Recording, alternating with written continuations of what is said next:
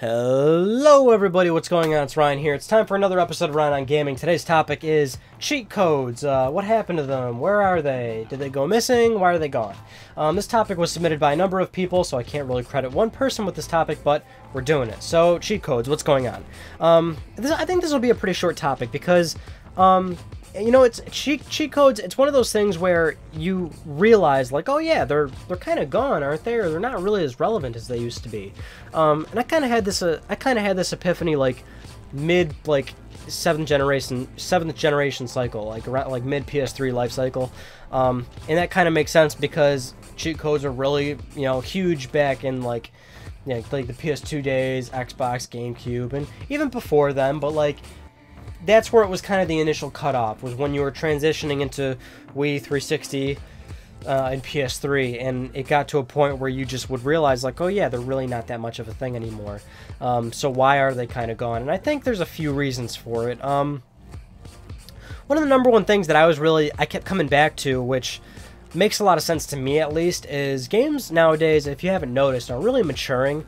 Not necessarily in terms of like blood and gore, but like a lot of developers, you know, and I always look at it from a developer standpoint. I always look at it from a human standpoint of, you know, these are hardworking people that want to make something really special. You know, of course, this is an industry that's made, but that, you know, it's all about money. You know, like, you still got to make money, but if you're in the games industry, you want to make games, you want to make good games, you want to be, you know, passionate about what you're doing or whatever. So the point that I kept coming back to was, you know, a lot of games nowadays are trying to tell stories. They're trying to be, you know, setting a tone. They're trying to do rich character development. They're trying to really pull you in with the characters and kind of put the gamer and the player in some sort of emotional place. There's a lot of games doing that, like a lot, right?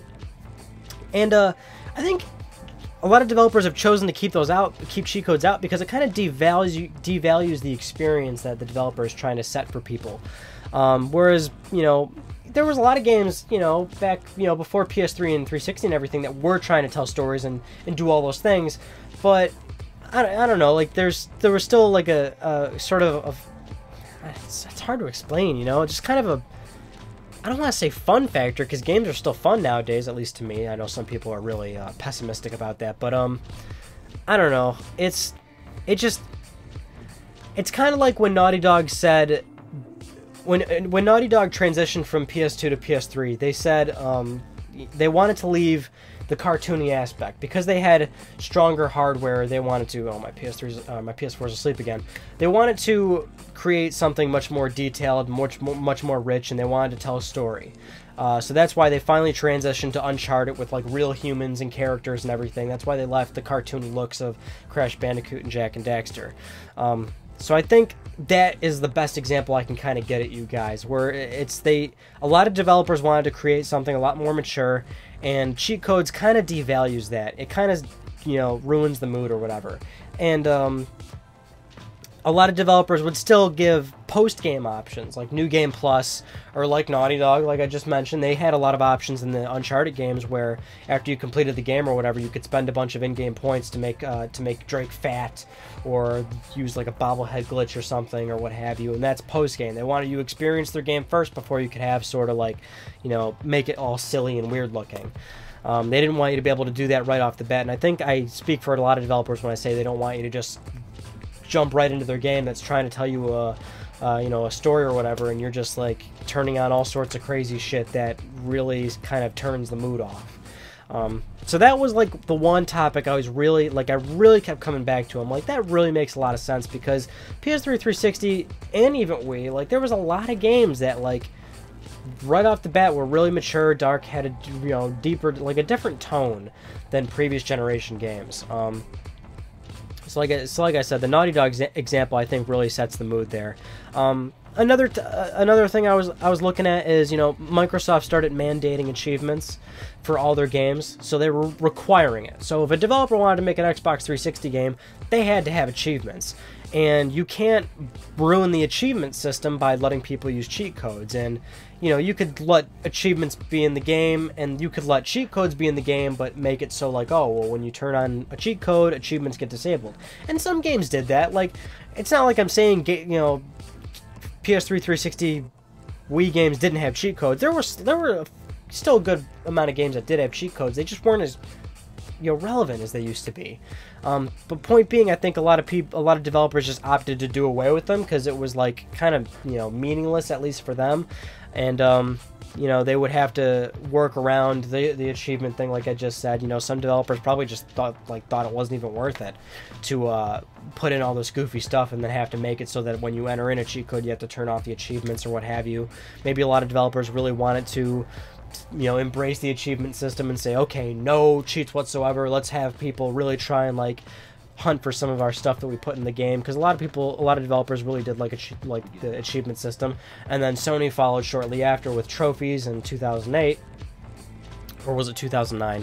But Sony started mandating trophies as well, so it just made more sense. If a developer was making games on both platforms, they were trying to make them identical, and they just they weren't gonna add cheat codes to one version and not the other, or what have you. It's just, and I guess a lot of developers didn't see the benefit of it anymore. How many people were buying games to use cheat codes?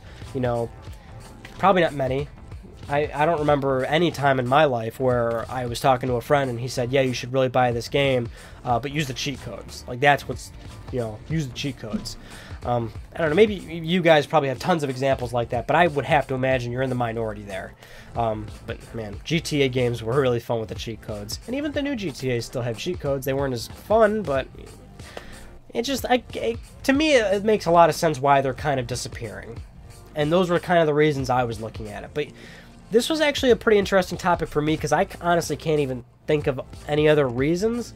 So I'd actually really like to hear what some of you guys think in terms of why cheat codes just aren't as big as they used to be. And, I think another last minute reason for cheat codes not being as relevant is cheat codes were really big back when games were difficult, really difficult. Nowadays, like I mentioned, games are trying to tell stories, they're trying to tell a tone, they're trying to set a tone, they're trying to have character development.